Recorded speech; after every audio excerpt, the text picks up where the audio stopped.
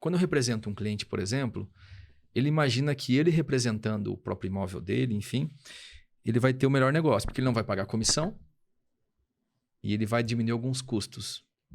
E às vezes ele vai vender direto para um primo dele. Sabe o que acontece, Pedro? Na realidade, ele briga com o primo dele, perde a amizade, causa inimizade na família, não vende, porque um está focando no objetivo pessoal e o outro também.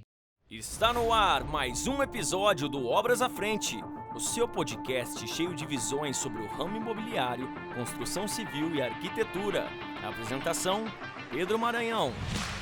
Esse podcast é um oferecimento de Grupo Bela Luz, Calil Negócios Imobiliários, Casa Primore, Esquadrias de Alumínio e PVC, Premium Acabamentos e Atenta Engenharia. Muito bem, sejam todos muito bem-vindos, eu sou Pedro Maranhão e você está no podcast Obras à Frente, o seu podcast do mercado imobiliário, construção civil e arquitetura. Para você que está assistindo esse episódio pela primeira vez e ainda não é inscrito no canal, te peço que se inscreva e ative as notificações, que todas as quartas-feiras terá um novo episódio. Os episódios completos são postados tanto no YouTube quanto no Spotify, e os cortes são postados nas demais redes sociais. Então basta nos procurar lá por Obras à Frente Podcast. Hoje, gente, o tema tá legal demais. Eu tô bastante ansioso para falar sobre isso. A gente tava conversando aqui um pouquinho nos bastidores antes de iniciar. É até um grande privilégio poder trazer esse tema que muita gente me pede. Acho que gera muita dúvida, né? Ainda mais em tempos de hoje que a gente tem gurus de investimentos para todo lado na internet. Mas hoje vamos falar, lógico, sobre o tema que a gente... Que mais condiz com o podcast, que é investimento imobiliário. Então hoje vocês vão tirar todas as suas dúvidas sobre investimento imobiliário. Vale a pena investir no mercado imobiliário ou não? O mercado imobiliário está saturado ou não está? Ainda tem um bom retorno? Bom, para falar sobre esse tema, eu trouxe ele, que é corretor de imóveis, construtor e investidor do mercado imobiliário. Dedé Oliveira. Dedé, seja muito bem-vindo. Pedrão, valeu, obrigado pelo convite, prazer estar aqui, estrutura super bacana do Obras à Frente e falar sobre um tema que a gente quase não gosta, né? A gente se encontra, o que a gente fala? Sobre isso, tá no evento obra. Tomando cerveja, falando sobre obras, sobre mercado. E acho que é uma oportunidade incrível de poder compartilhar, né? Acho que quando a gente compartilha, a gente aprende e a gente soma também, então vai ser um prazer falar contigo hoje. Eu que agradeço aí mais uma vez por ter topado gravar. Muito legal, né, ter o Dedé aqui, porque ele tem a visão tanto do lado do corretor, quanto do lado do construtor e do lado do investidor. Então, são três visões para um mesmo mercado. Né? Que às vezes o pessoal fala, o corretor só entende do preço de venda, o construtor só entende do custo de obra. O investidor quer saber só do retorno. É isso mesmo. Você se ferra nas três pontas, né? Eu me ferro nas três pontas, tomo as dores nas três pontas também, e eu acho que é bacana quando a gente vai para uma linha de corretor, né? Você está intermediando, então você precisa não tomar um lado nem outro, você precisa equilibrar aquilo. Quando você vai para um lado que você é o cliente que está vendendo e que você constrói algo, você está entendendo uma dor sua também, tendo uma empatia com o outro lado.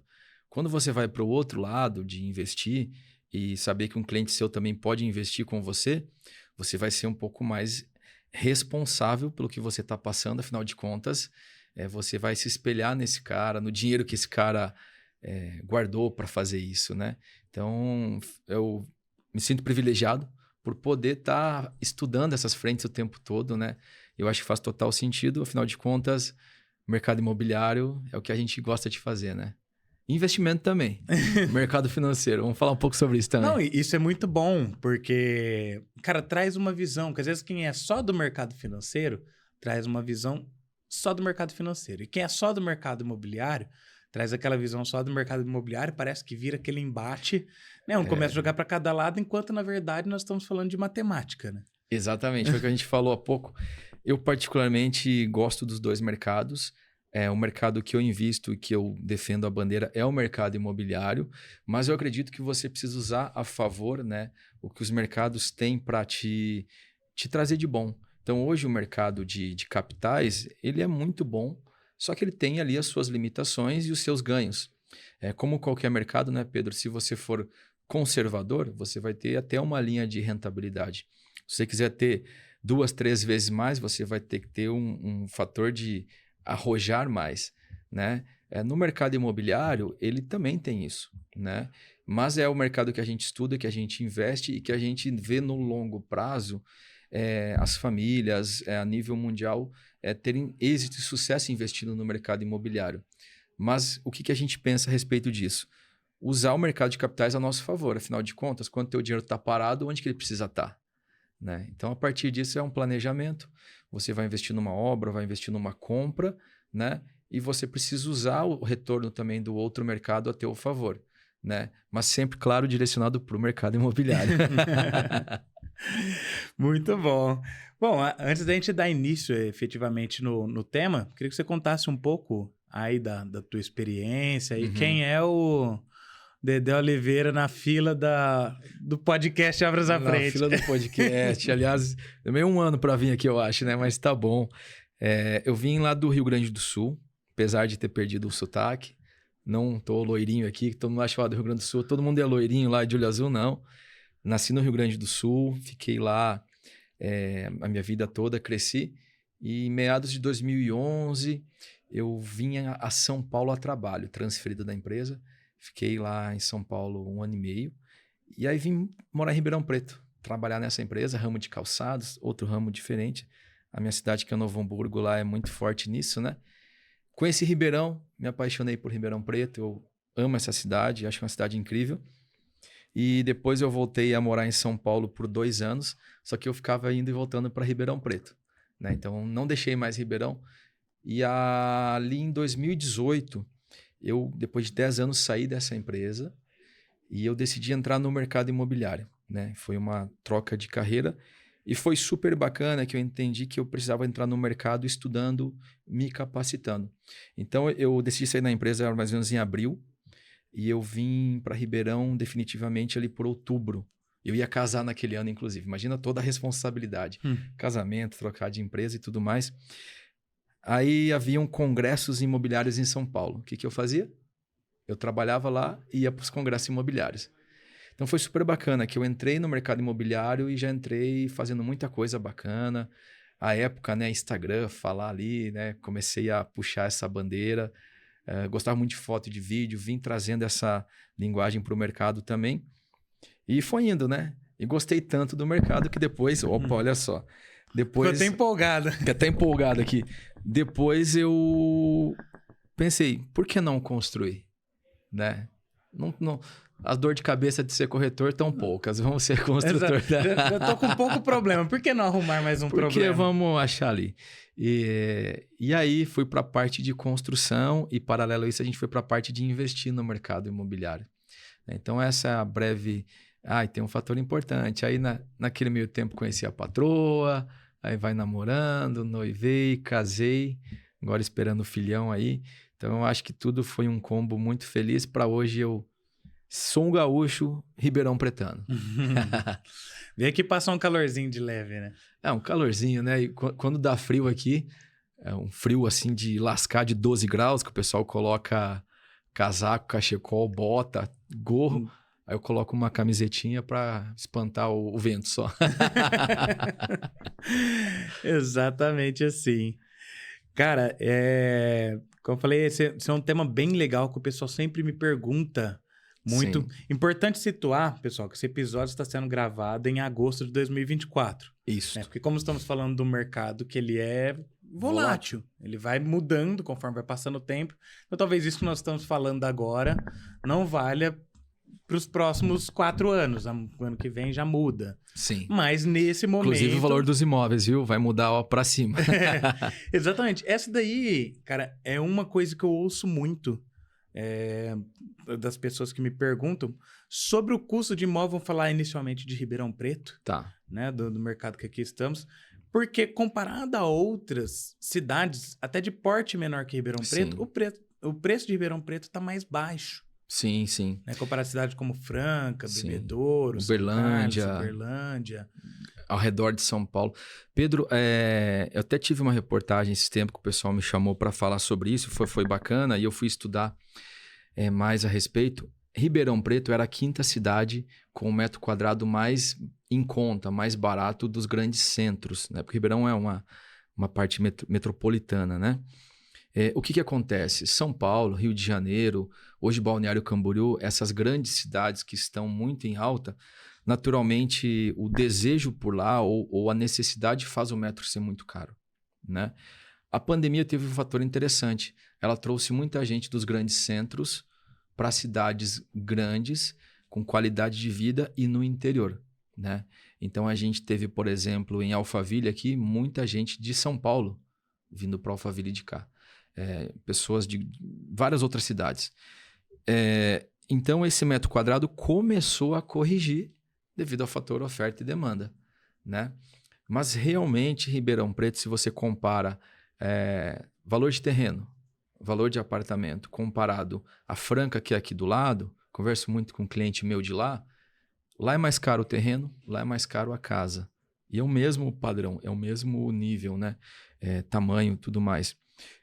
Então isso eu acredito que é porque a cidade ela estava parada nisso, né? Estava tranquilo, digamos assim. Claro, começou a ter uma demanda um pouco maior, começa a ter uma correção e claro, o custo da construção civil precisa ser corrigido, né? E dada a qualidade de vida que você tem em Ribeirão Preto, realmente, imagina, vou dar um exemplo, uma casa que custa 5 milhões em uma cidade próxima a São Paulo, o mesmo porte de casa aqui custaria 3. A gente está falando de quase a metade do valor, né? E aí o fator digital também. Muita gente conseguiu trabalhar no digital, tocar inclusive grandes empresas. A gente atendeu muito cliente que era CEO de empresa, que veio morar com a qualidade de vida em Ribeirão Preto com a família, tocando a empresa daqui, né? Hoje eu não tenho certeza se está hoje o 5º metro mais barato dos grandes centros, mas ainda é uma cidade comparado com outras bem atrativa. Entendi. Foi um ótimo panorama, porque de fato o mercado imobiliário ele é oferta e demanda. E que o que torna o investimento no mercado imobiliário um investimento interessante, embora volátil, embora a gente não tenha certeza do futuro, não tenha certeza de nada, mas esse é um bem finito. Uhum. Você comprou um pedaço de terra, construiu, para construir em cima dali tem que derrubar aquilo que você construiu. E você tem um custo de demolir, retirar e fazer um novo. Então, esse custo já faz com que o negócio ali fique mais caro, diferente de um papel que você negocia no mercado de capitais. Vamos dizer que você comprou aqui hoje... Literalmente não é concreto, né? Não é concreto, exatamente. Sim. É um papel, sim, basicamente. Então, você negocia um título ali e você não tem algo concreto construído. Tanto que você falou sobre o mercado imobiliário de São Paulo, né? Até também trazendo um paralelo para o mercado de capitais, tentando trazendo num linguajar mais simples para quem estiver acompanhando e às vezes não é tão familiarizado com isso. As grandes construtoras, a maior parte tem capital aberto na bolsa. Uhum. Quem investe em construtora não investe na construção. Sim. Investe como investimento procurando retorno. E como está investindo em construtora e sabe que é um bem finito, quer saber do quê? Land Bank. Uhum. Só que São Paulo não tem terreno. De que o que tiver é caríssimo, né? O que tiver é caríssimo, absurdo. Então não tem terreno. Como que a grande construtora vai lançar um prédio em São Paulo? Ela pega uma quadra, compra uma casa aqui, outra casa numa ponta, outra casa na outra ponta e fecha o concorrente.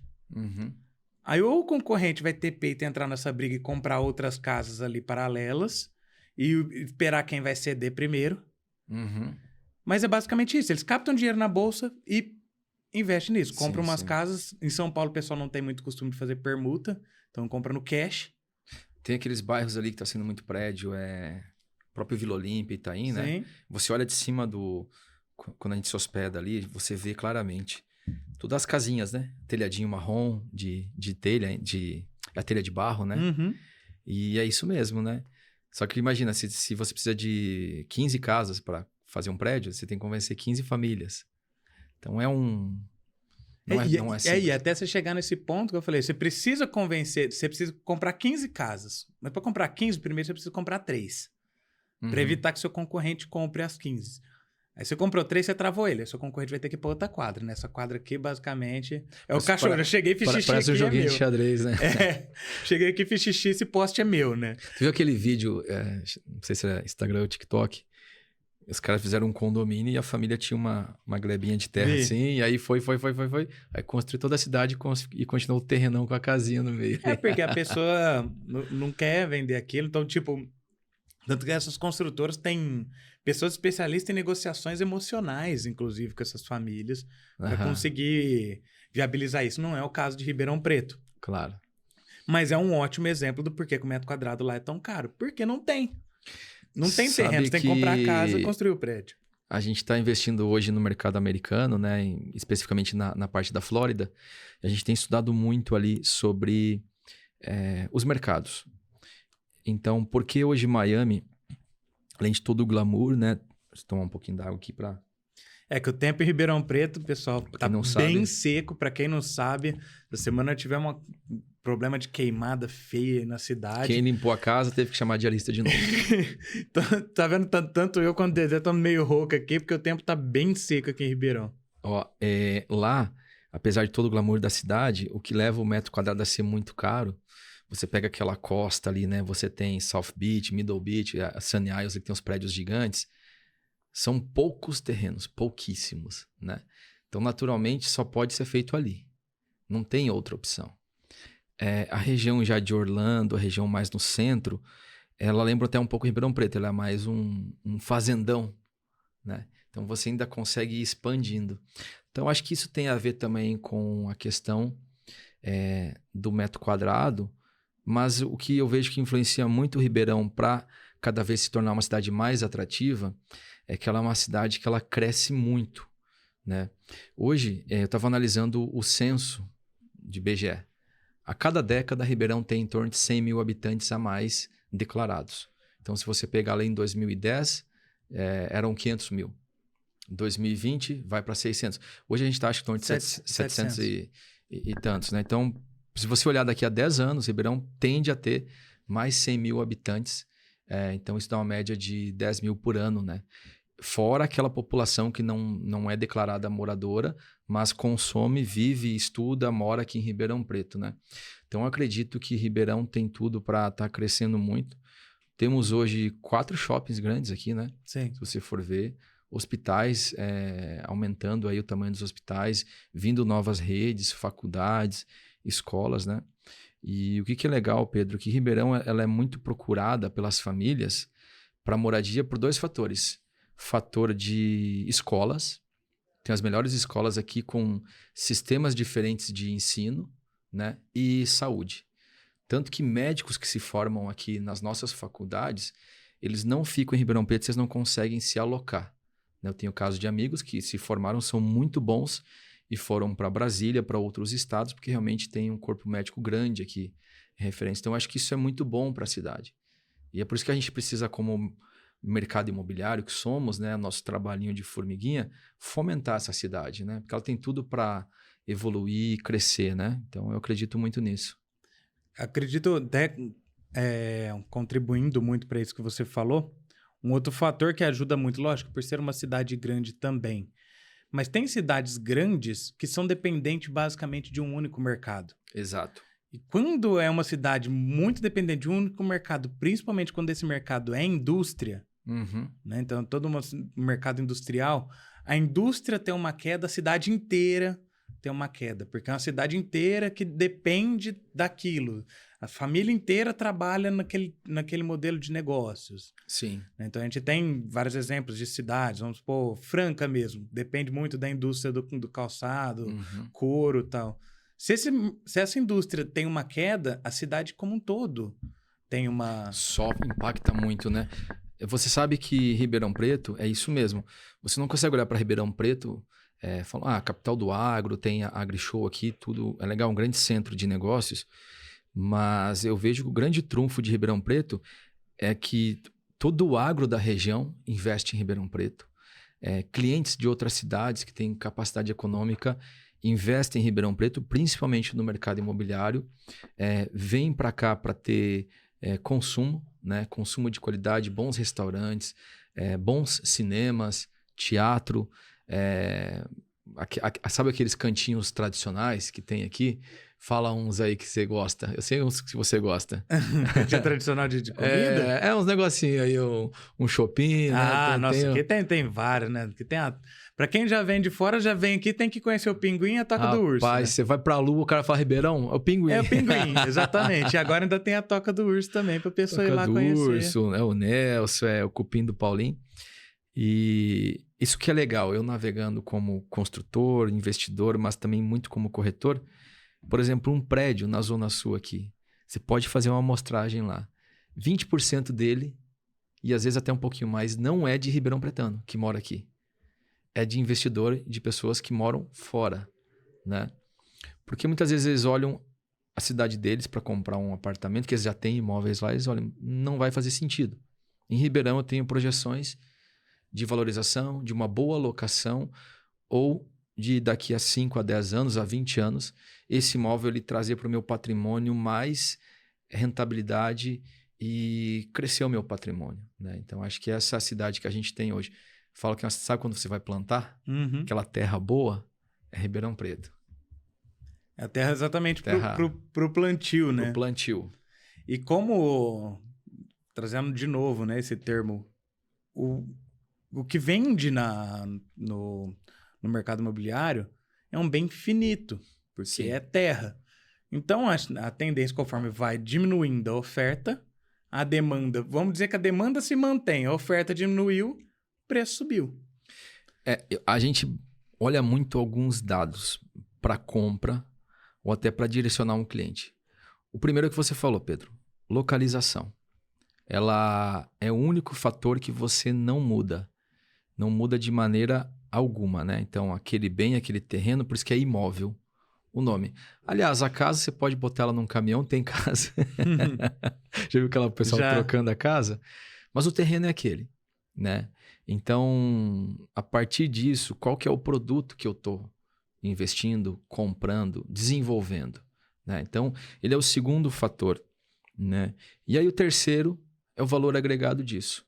Então, se você olha esse combo, você entende que aquela localização, uma localização extremamente privilegiada, ou com indícios de virar algo muito bom, muito agregado, você vai analisar se o produto condiz com aquilo também, né? A partir disso, o investimento ele vai estar dentro daquilo que vale, né? E a certeza que esse combo ele vai te trazer uma valorização futura, né? Então, existem casos na cidade de bons prédios, boas casas, que não são construídos na região correta, por exemplo.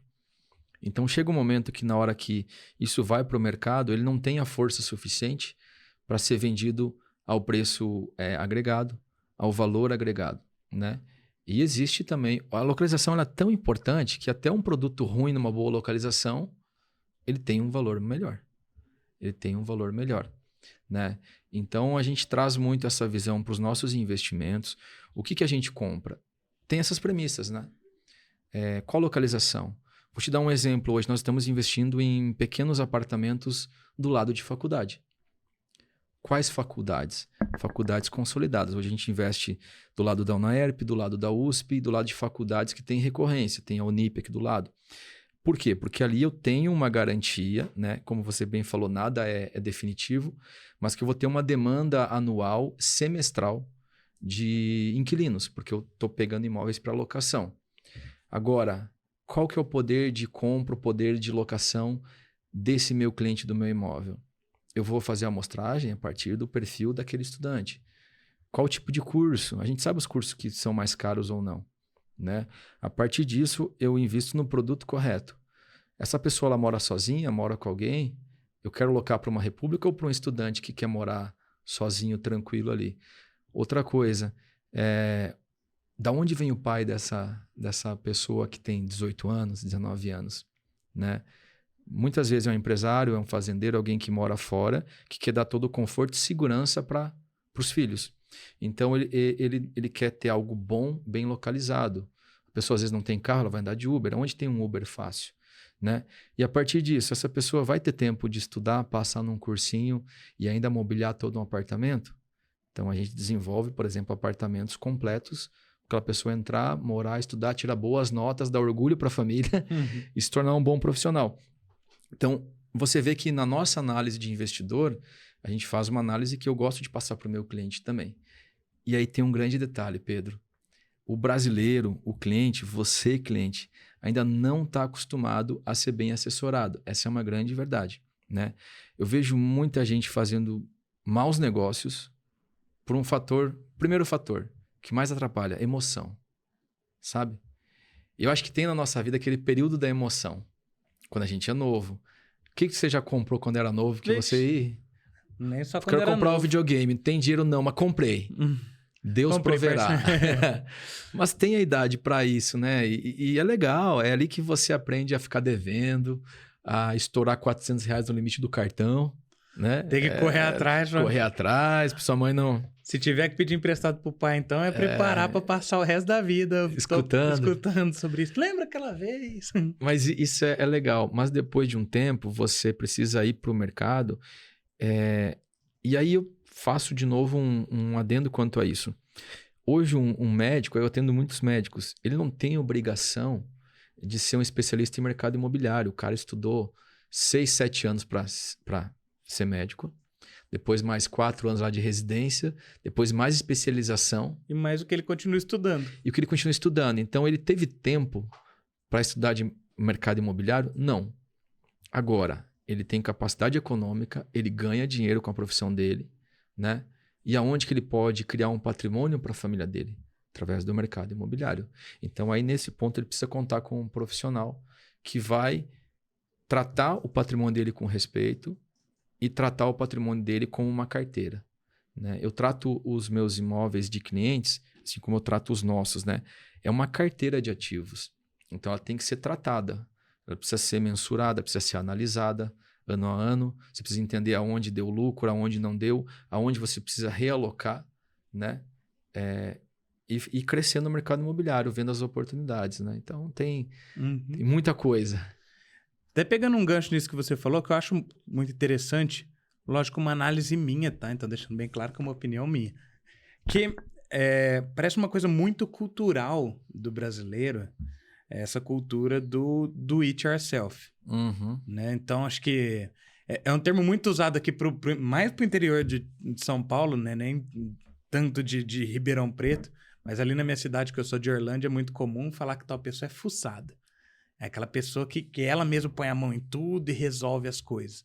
Então, todo mundo quer ser fuçado. Todo mundo queria ouvir minha mãe falar, porque é sempre o seu primo, é sempre o seu amiguinho, nunca é você que é fuçado, né?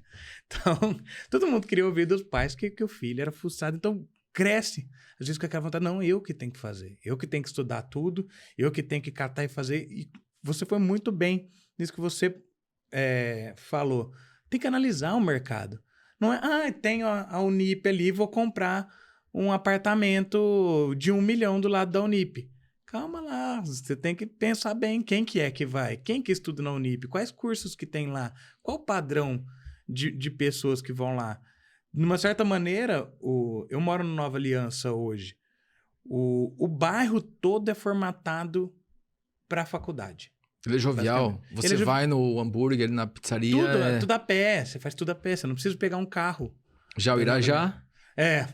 Já o Irajá já é bem mais longe. Muitos predinhos os senhorzinhos baixos, ali tomando uma fim do dia. São outros padrões. Só que ao mesmo tempo tem ido muita gente para morar no Nova Aliança exatamente por conta dessa estrutura. De você conseguir fazer tudo que você quer fazer sem precisar pegar o seu carro para deslocar lá para fazer. Então, às vezes, um apartamento, não estou dizendo que tá, gente? Às vezes, um apartamento de 1 milhão é para você morar.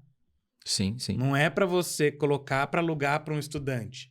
Pode até ser que sim. Mas será que dentro do padrão de preço que tem ali, vai ter algum pai que está querendo dar esse nível de conforto de alugar um apartamento de 3 quartos para um... Numa análise rápida, esse você faz 3 para esse outro público. Né? Exatamente.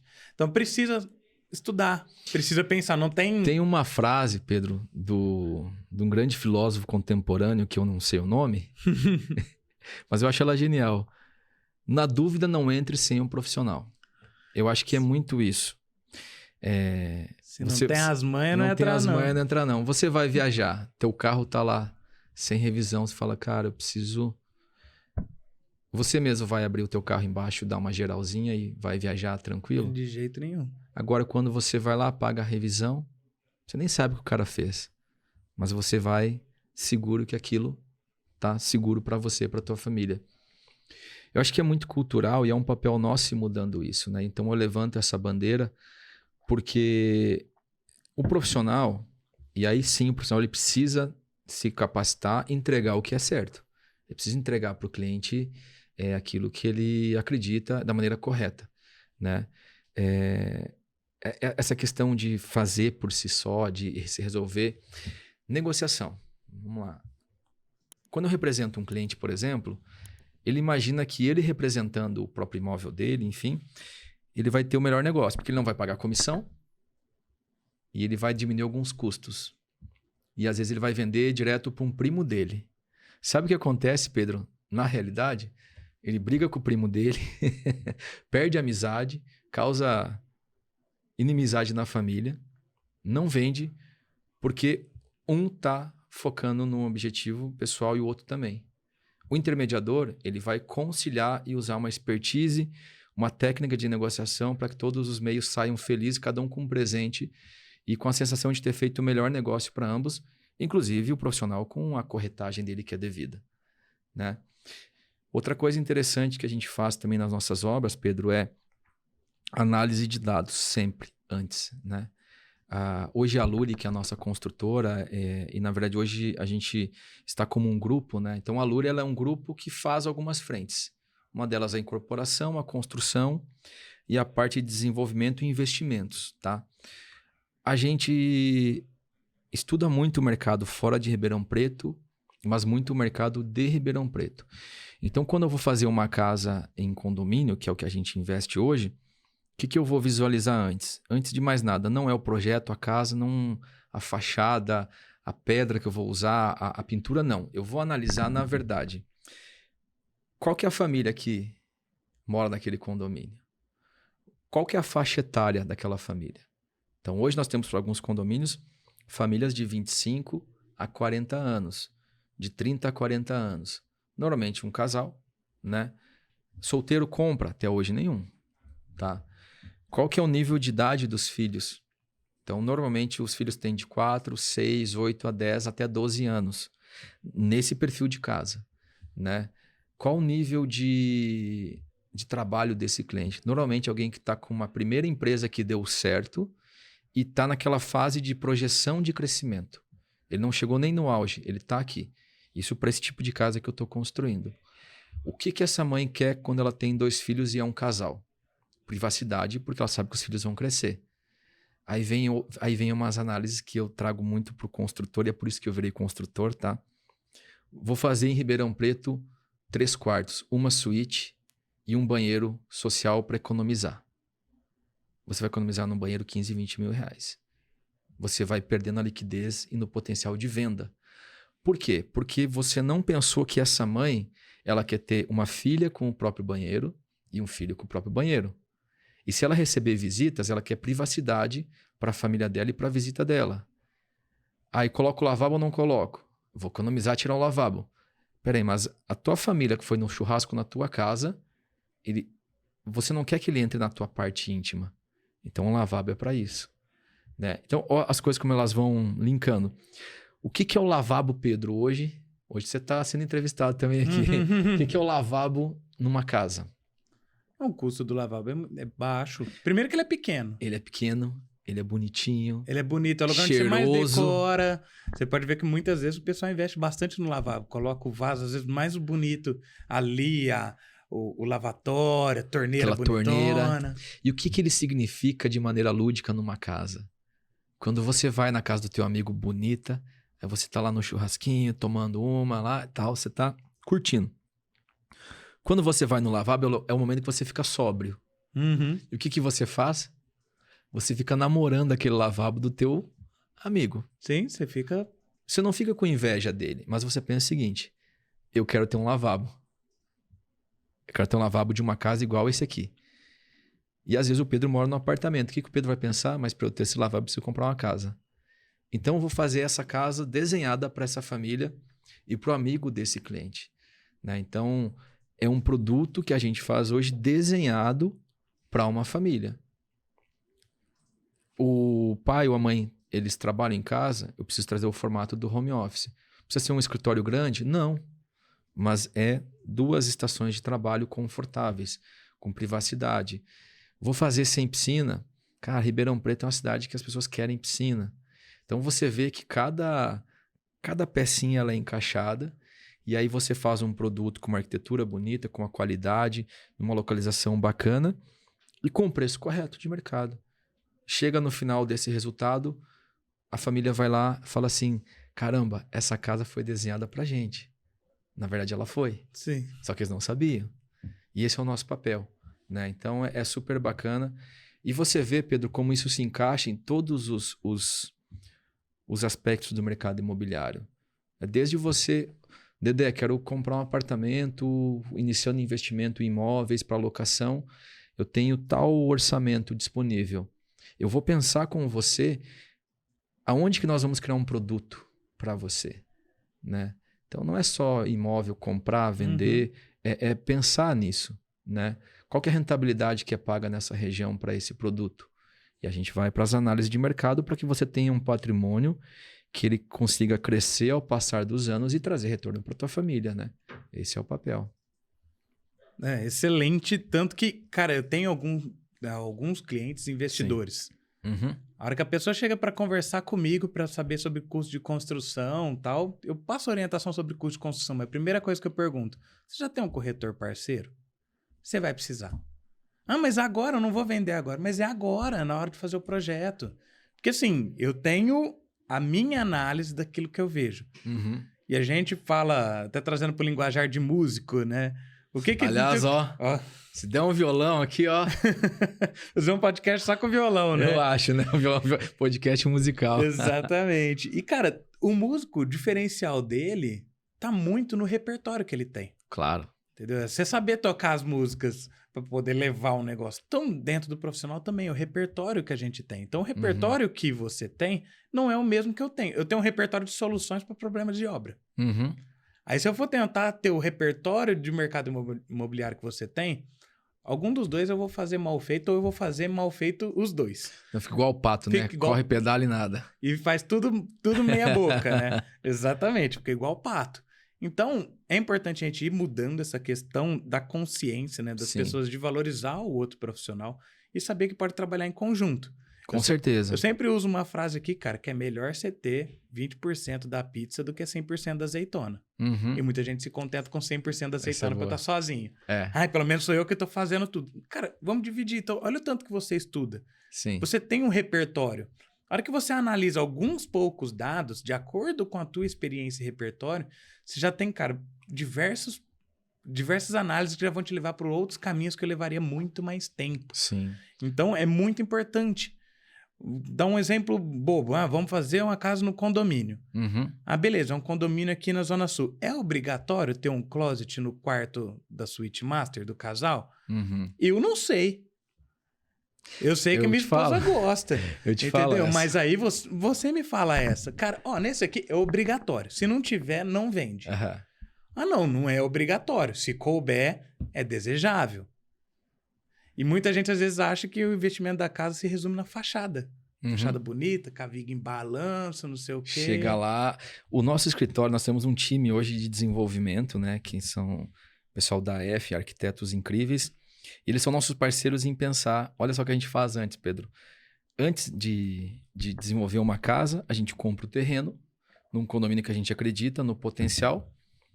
E a gente desenvolve um tema. Todas as nossas casas elas têm um nome e um conceito. Porque vão ser casas únicas que não vão ser replicadas pela gente, né? A gente faz aquele projeto e entrega.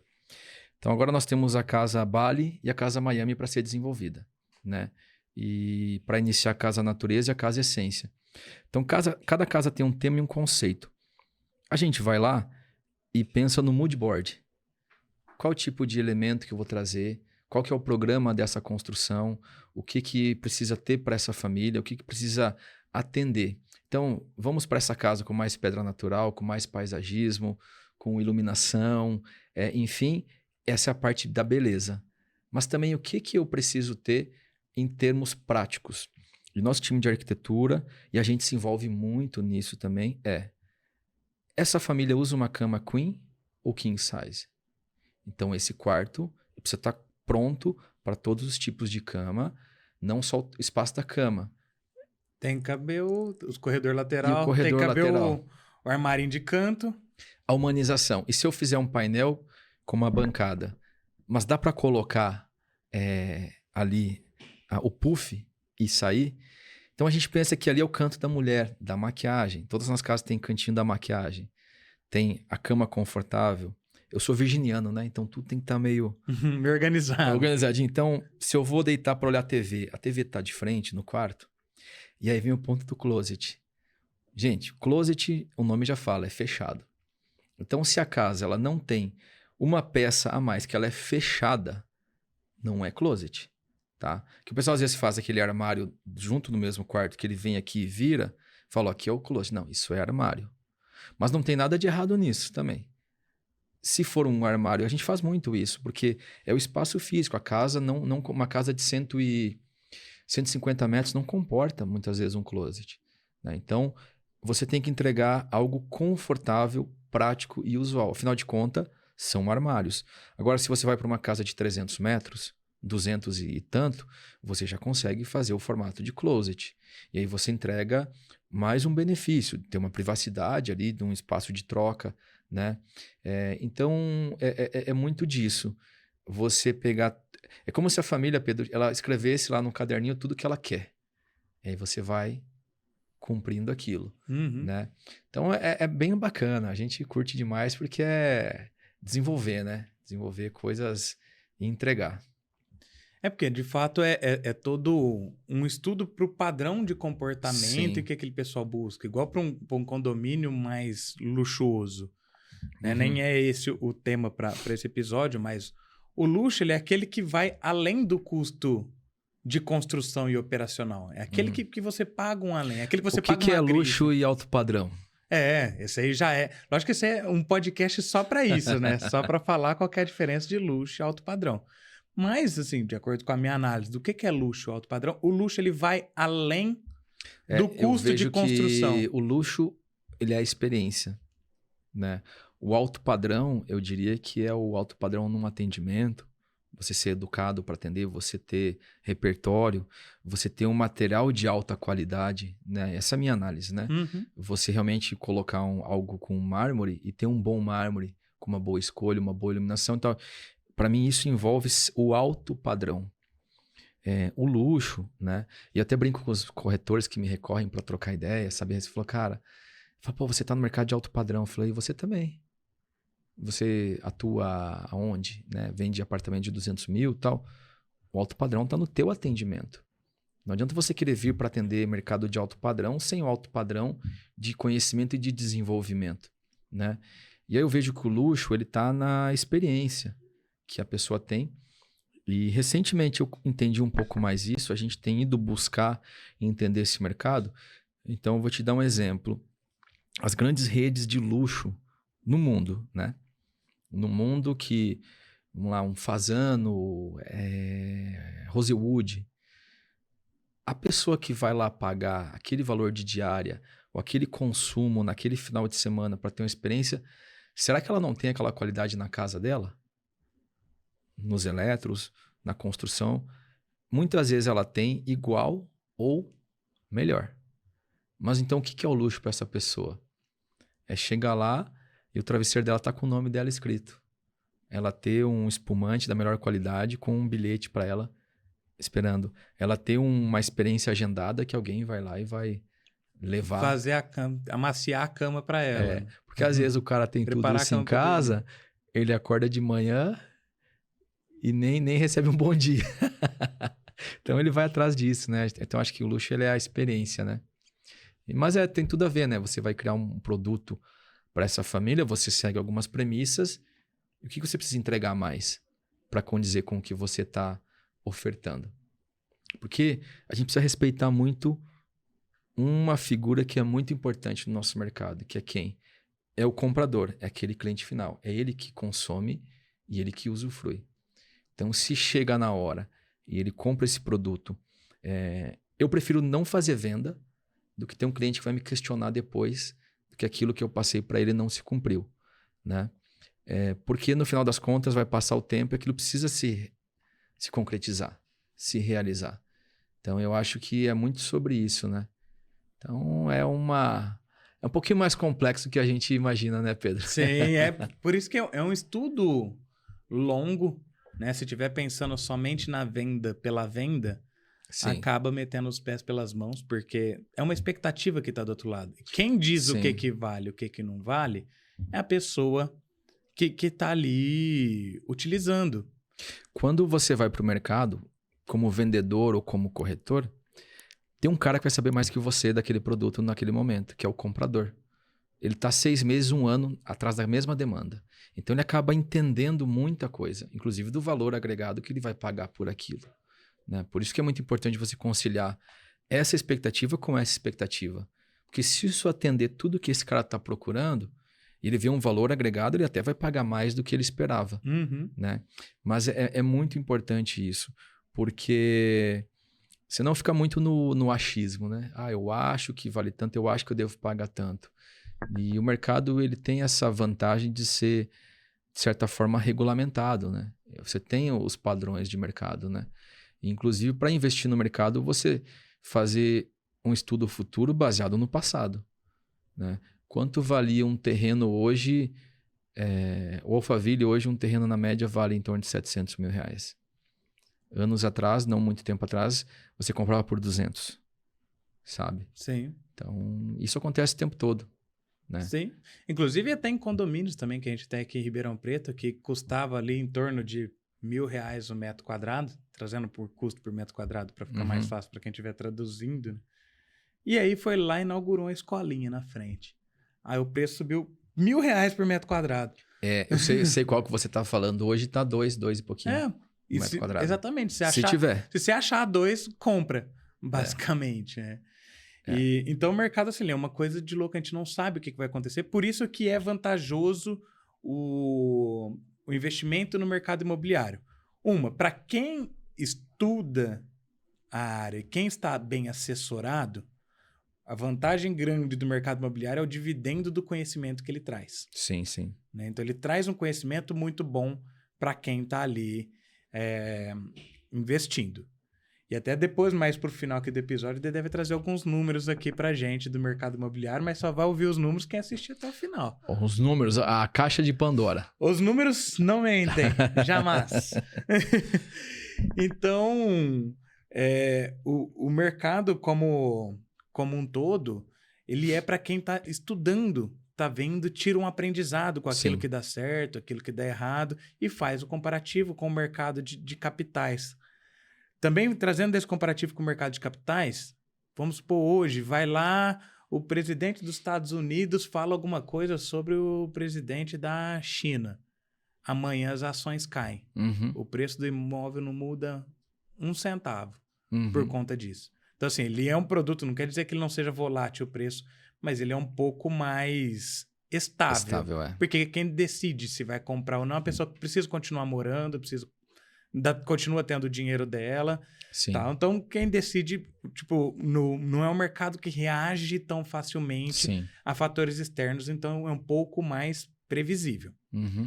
Em contrapartida, muita gente que também investe nesse mercado, às vezes não analisa uma coisa que você falou, que é a liquidez. Então, ela quer comparar com o mercado de capitais, onde a gente analisa a rentabilidade ao ano. Sim. Enquanto aí vai lá e acabei de construir a casa, se demorar 2 anos para vender, o que eu quero vender nesse preço. Aí vende nesse preço, daqui 2 anos, a hora que você vai corrigir. Né? Pela rentabilidade ao ano, não deu esse retorno. Então, assim, imagina a pessoa que é médico, igual a gente falou, que já teve que estudar boa parte da vida e continua estudando, porque o médico nunca para de estudar. Que hora que ele vai ter tempo, de fato, para analisar como que está a rentabilidade, o que ele tem de opções exatamente no mercado de capitais E como que ele consegue ter uma rentabilidade boa no mercado imobiliário? Sendo que ele tem que se preocupar com as coisas dele. Uhum. Né? Então é aí que as pessoas precisam de Ele fato não vai unir estar as lá forças. operando e olhando um podcast lá de investimento, né? Exatamente. E que hora que ele vai parar para analisar o que deu certo, o que não deu, os números, a perspectiva, qual que é o padrão de consumo daquelas famílias. Então, assim, por isso que é um mercado bom até para quem não está investindo diretamente, mas para quem trabalha nele. Porque se tem gente investindo, é emprego para quem trabalha. Uhum. Então, olha, montei minha construtorinha agora. Cara, vai ter o cara que precisa da consultora para fazer. Uhum. Eu sou corretor de imóveis. O cara vai precisar do corretor de imóveis. Uhum. Então, tem espaço para todo mundo. É um mercado bastante promissor que tem tudo para crescer. Ô Pedro, a gente tem ido bastante para os Estados Unidos, né? Eu até tô indo quinta-feira agora, o Wendel já está lá. A gente vai para ver obra lá, né? Que a gente está investindo. E sempre para estudar mais. Porque lá tem os lados muito bacanas, tem um lado que são um pouquinho mais engessados que a gente também aqui, isso é um fato. Mas eles levam essa parte da corretagem ou do mercado imobiliário de uma maneira um pouco mais profissional, né? E eu vejo que o Brasil tem tudo para ganhar, tem tudo para crescer quando as pessoas encararem de maneira mais profissional ainda esse nosso mercado imobiliário, né? Os corretores, os clientes, os construtores, o mercado em geral, né? Brasileiros que somos, nós somos muito diferenciados. A gente tem uma capacidade incrível de fazer, de realizar. Para a gente não tem nada de graça. Você tem que ir lá e buscar, né? E eu acredito, baseado no que você falou, que não adianta você só ganhar dinheiro hoje na tua profissão, no teu negócio, se você não souber como gerir isso, né? Então, por exemplo, eu tenho lá o meu assessor de investimento, que é muito bom, de mercado de capitais. E eu sou mais conservador no mercado de capitais. É o que eu estava te falando. Você precisa fazer uma análise do teu patrimônio, do teu caixa, da tua liquidez e como que você vai ter um fluxo e qual a necessidade do teu fluxo em relação aos investimentos imobiliários, né? Que hoje representam boa parte do nosso portfólio. Mas a partir disso, o teu dinheiro vai ficar parado? Não.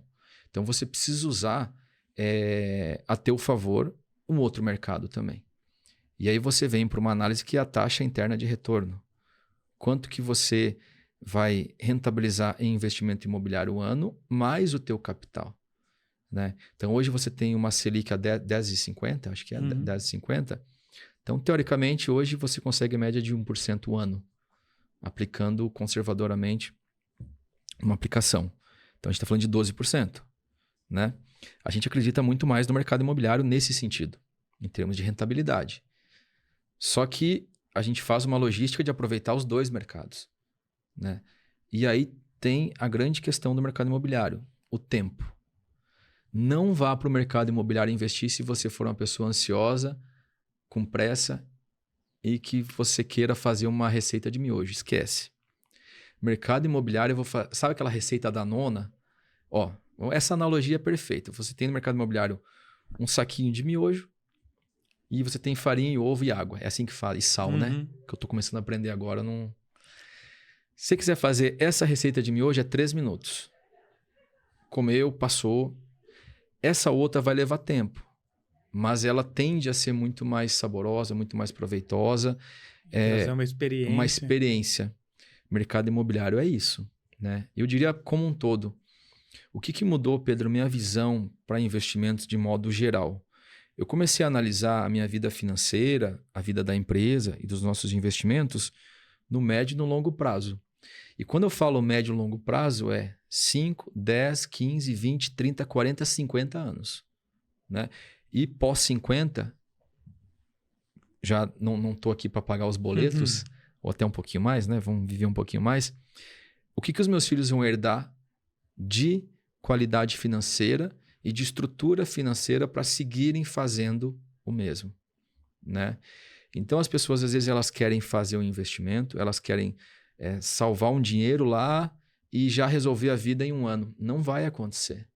Então, é muito provável que você pegue esse dinheiro, se decepcione, porque você bateu 3 vezes em algo que, teoricamente, não foi muito bom, você vai lá e compra um carro. Você vai lá e compra um carro, né? Como que a gente compra carro hoje? Com o dividendo do que eu aplico. Simples. Como que você compra um relógio caríssimo? Com o dividendo que você aplica. Você começa a exceder e pagar os seus luxos, os seus bens. Isso é pai rico, pai pobre. Sim. Né? Então, você começa a acreditar em algumas premissas e aplicar com o tempo. Né? E você falou algo muito interessante, conhecimento. E eu aliaria conhecimento à curiosidade. Né? Eu vim de uma família que a minha vida imobiliária ela começou de que maneira? Eu até falo sempre isso, né? No interior do Rio Grande do Sul, eu tinha 3 anos de idade. Interior do interior do interior, sabe? Lá a internet chegou 20 anos depois. Né? Mas uma família muito amorosa, muito unida, mas muito pobre lá. O pessoal não tinha condição. E meu pai e minha mãe chegando da igreja com a casa pegando fogo. Que nem era deles, era a casa na terrinha da família, sabe? Então, a partir disso, você entende que você precisa construir algo. A partir do nada, a partir do zero. Né? Quando eu cheguei em Ribeirão Preto, cheguei com a vontade e com um mundo novo para fazer as coisas acontecerem. Eu acreditei nisso. Só que, quando eu fui estudar, né? Eu fiz administração, fiz turismo em São Paulo. E eu pensava, não vou usar turismo para nada. Hoje eu uso a hotelaria e o turismo para os negócios, para apresentação, para entrega de um imóvel. Né? Tudo que eu aprendi lá. Aí depois eu fiz administração. Ah, administração serve para nada? Serve. Conhecimento serve. Né? Só que eu fiz uma grande faculdade. Você conhece a faculdade U? Não. YouTube. Hoje eu vejo, Pedro, as pessoas muito preguiçosas. A verdade é essa. Como que eu faço isso? Faz a mesma pergunta colocando no navegador do YouTube. Como eu faço para editar um vídeo? Como eu faço para investir? Como eu faço? E começa a consumir isso. Busca conteúdo quando do nada você chega no podcast do Pedro ou no um material de alguém que você vai consumir algo interessante. Quando eu comecei na carreira de corretor, as pessoas falavam, acabamento de alto padrão. Eu não sabia o que era isso. Para mim era tudo igual. Eu tinha um tempo livre, Pedro, eu ia lá nas lojas de material de construção e eu ficava zapeando ali os porcelanatos, os metais, para tentar entender. Quando o construtor me convidava para ir numa obra, eu ia com o maior prazer, que eu começava a entender aquele universo, começava a olhar, por que esse cano corta assim? Por que faz desse jeito? Sabe? Então, eu diria que hoje a busca de conhecimento, ela é extraordinária, porque ela te leva para muitos lugares. Né? Então, acho que essa é uma grande mensagem que a gente pode passar para as pessoas, é que se você quer e acredita em algo que move você, vá em busca de conhecimento. Né? A partir disso, você consegue aplicar e aí ter calma, né? Aí ter calma e deixar acontecer. Ter calma que a lei da semeadura ela nunca falha, né? Exatamente. Tempo de plantio e tempo de colheita. Você quer plantar, como é que é? Se você plantar aquelas árvores mais caras, né? É 15, 20 anos, né? Para colher. Ou você pode plantar as guanchuminhas que nascem em um mês e vai lá, colhe, não vale nada. Não vale nada. Exatamente. Isso. E você vai colher aquilo que você plantou. Né? Então, se plantar a semente errada... Isso vale para tudo, né, Pedro? Para as relações, para as trocas, para as amizades, né? Para tudo que a gente... Hoje a gente está colhendo algo que a gente se fala há um tempo aí, né? A gente foi algumas imersões juntos fomos lá uma empresa de compensados, acho que fomos na empresa de porcelanato também. Né? Então é legal, porque você vê e daqui a 10 anos a gente vai se ver plantando algo legal. Sim. Né? Então eu acho que é isso, né? E fazer o teu caminho. Faz o teu caminho. Esquece o outro. Se você quer saber do outro, se associe. Aí essa pessoa vai ser relevante para você. Se você não quer se associar ao outro, esquece o outro, sabe? Tenha só como referência positiva. Ah, mas o fulano tá fazendo algo. Cara, esquece, não é você. Ah, mas o fulano não fez algo. Tá, você vai se nivelar ou você vai fazer, né? E da mesma maneira, se falarem de você, vão criticar você, vão aplaudir você. Tem o mesmo peso, não importa. Né? Você tem que saber o que você está fazendo. Você precisa ser ético, você precisa ser moral, você precisa ser correto. De resto, trabalhar. Só isso. Só isso que precisa. Só isso. Cara, excelente. Acho que concordo plenamente com você. É um processo contínuo de estudo. E, de fato, as redes sociais facilitam para a gente ter muito acesso a muitas coisas, mas também facilita para a gente ter comparações injustas. Ou ficar, às vezes, Pedro, horas dando scroll em nada. É nada. Né? E, ao mesmo tempo, a comparação ela é boa na medida que aquilo te ajuda a se mover. Só que antes a gente se comparava com uma pessoa, a pessoa que eu tô vendo ali, cara, meu vizinho comprou um carro novo, nossa, o que será que ele faz? Pra eu poder comprar um carro novo também. De repente você tem acesso ao mundo inteiro, ao mesmo tempo, o que todo mundo está fazendo, né? Bom, como estamos caminhando pro final... É agora? Agora é o momento, hein? Que tá todo mundo esperando para saber mais ou menos o que pode esperar sobre o mercado imobiliário. Queria que você falasse também rapidamente sobre a compra de imóveis na planta. Não é o intuito desse podcast ensinar sobre como fazer, não é sobre cagar regra, vamos falar o português claro, não estamos aqui para cagar regra. Simplesmente passar um pouco da sua experiência, o que pode ser esperado. E o principal foi o que você entregou, cara, é o conceito. Quem quer entender um conceito, não adianta ir lá no mercado imobiliário e ver 40% de retorno numa obra. Como que eu faço para ter isso? Não, primeiro eu preciso entender todo o conceito. O que envolve? Com quem que eu preciso me associar? Então, queria só que esse momento é seu. Pedro, brilhe. Falando sobre a construção, a primeira construção é um processo, né? Alguém que compra um terreno, alguém que incorpora, né? Desenvolve, alguém que constrói, vende e alguém que compra, né? Então, você precisa analisar para um imóvel na planta ou em termos de investimentos gerais em mercado imobiliário. Localização, produto, né? E a viabilidade econômica, né? Mas se você respeitar localização, produto e aquilo está condizente, eu vou te dar um exemplo. Metro quadrado é caro ou barato? Depende, né? Se você comprar numa localização que aquele metro quadrado é X, é X. E nessa outra é 2x, é 2x. Mas a projeção daquilo tende a valorizar e dar retorno no médio e longo prazo, com locação, com valorização do patrimônio e muitas outras frentes, né? Você pode comprar um apartamento numa região e, há alguns meses, analise muito o que vai ter de comércio ali. Porque o mercado imobiliário tem ciclos. De 1 a 15 anos é onde lança algo, ele vai crescendo, vai indo, dá mais um outro up. Depois, no 20º ano, ele começa a estabilizar. Quais são os ups? O início, a compra. Depois, quando aquilo retoma de novo com os moradores, então cresce mais um pouco. Depois, etapa quando vem os comércios ao redor, né? Então, acho que para comprar algo na planta, muito mais do que o produto em si ali, é a solidez da empresa, mas analisar todos esses fatores. Pega o carro, fica andando na região, fica estudando isso. Agora, se você não tem como fazer isso, chame um profissional que ele vai fazer isso para você. Esse é o papel do profissional, né, Pedro? Porque hoje a gente tem feito alguns investimentos imobiliários nesse sentido que tem acontecido até antes de assinar o contrato já valorizou, sabe? Por comprar de maneira assertiva. Comprar um produto que teve uma demanda muito grande, as pessoas quiseram demais, que a gente ficou, inclusive, com a possibilidade de revender aquele contrato para um cliente que queria e não tinha mais aquele produto, né? Então, vou te dar um exemplo hoje, um produto do lado do shopping, que tem acesso ao shopping, sabe? O que a gente fez de análise? Produto único, ímpar, naquele terreno, com aquela viabilidade, sabe? Então, eu acho que é muito isso, né? E o cliente que vai para o mercado para comprar ou vender o seu imóvel, também fazer essa análise. Sair um pouco do lado emocional e ter uma análise mais concreta, uma análise mais racional, eu diria, né? Porque o nosso papel como intermediação é não perder dinheiro, mas não ter uma expectativa que não é uma realidade também, sabe? E aí, falando em obra, Pedro, é o que a gente faz, na verdade. Quando eu estou falando tudo isso, né, que o cliente, o comprador, o vendedor precisa entender, a gente se coloca nesse papel também.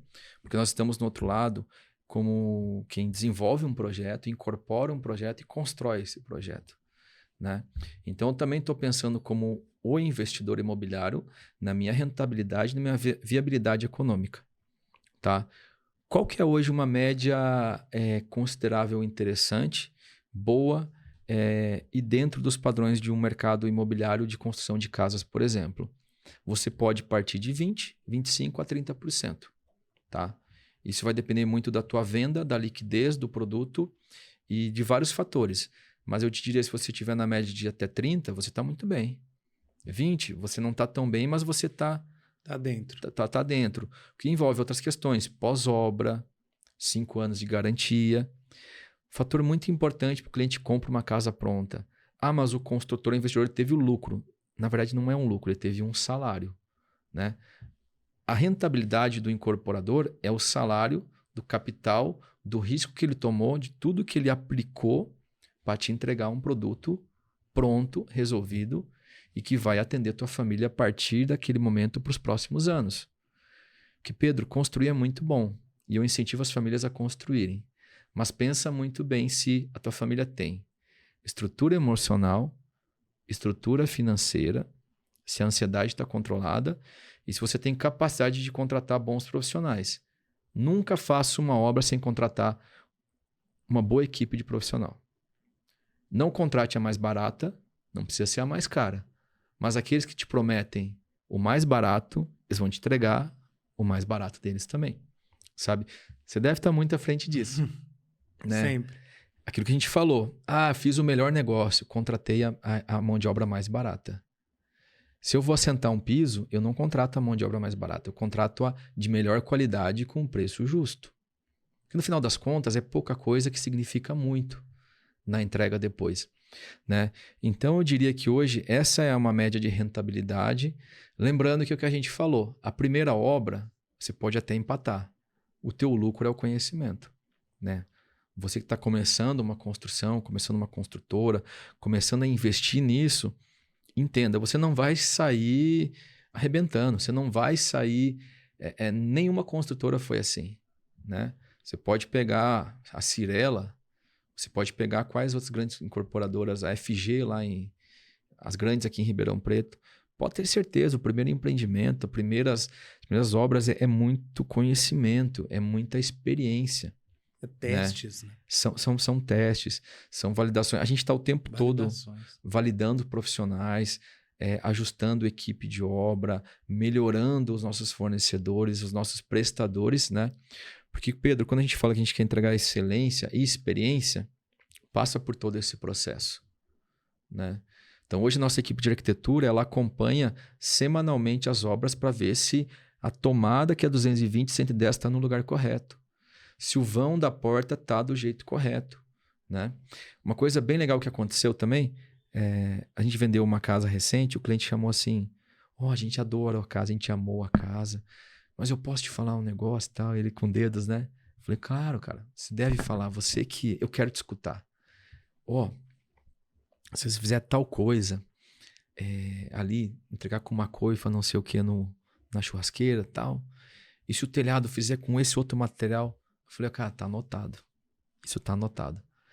Na casa seguinte, a gente colocou todos os itens que ele sugeriu para nós, aí a nossa assistente ligou para ele, falando para ele que as orientações dele tinham sido colocadas em prática, né? Porque para a gente é muito bacana. O cliente, ele é o nosso melhor consultor. Uhum. Tudo que eu tô te falando aqui, quem me ensinou foi o cliente. Sabe? Excelente. Então, é muito legal. Então, assim, não vá para o mercado para investir para ganhar dinheiro. Esquece. Eu vou investir, eu vou ficar rico, vou ganhar dinheiro. Você está errando a ordem das coisas. Vá para entregar algo, para fazer algo diferente, para entregar um produto, uma experiência, uma qualidade que naturalmente, você respeitando tudo isso, o lucro, se assim pode se dizer, ele vai acontecer. O teu salário vai cair na tua conta. Né? De resto, eu acho que é só trabalhar mesmo. Perfeito.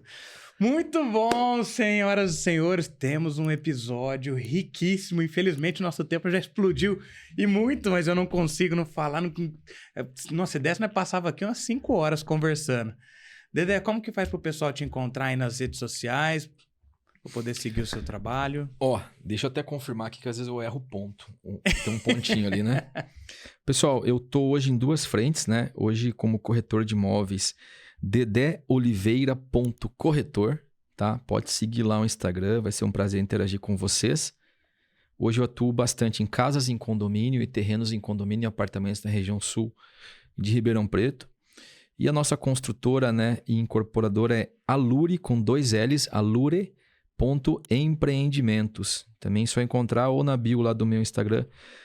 Vai ser um prazer estar mostrando os nossos projetos para vocês. Muito bom. Vai estar aqui na descrição, pessoal. Segue eles aí nas redes sociais. Dedé, foi um grande prazer te receber aqui hoje. Espero te ver mais vezes por aqui. Pedro, o prazer foi meu e a próxima espero te encontrar com um violão. Exatamente. O podcast do violão tá devendo, hein? Muito bom. Muito obrigado. Pessoal, uma última dica rápida antes de terminar de estourar meu tempo. Pesquise sobre a história do Arnold Schwarzenegger. Tem um documentário dele no Netflix que ele fala que o que ele ganhou dinheiro de verdade foi no mercado imobiliário. Não foi com os prêmios de fisiculturismo e nem com o dinheiro como ator. Rodrigo Faro. Cara, tem números. Inúmeros, exatamente. Dá uma pesquisada, vocês vão ver se o mercado imobiliário vale a pena ou não. Muito bem, até a próxima quarta-feira e tchau!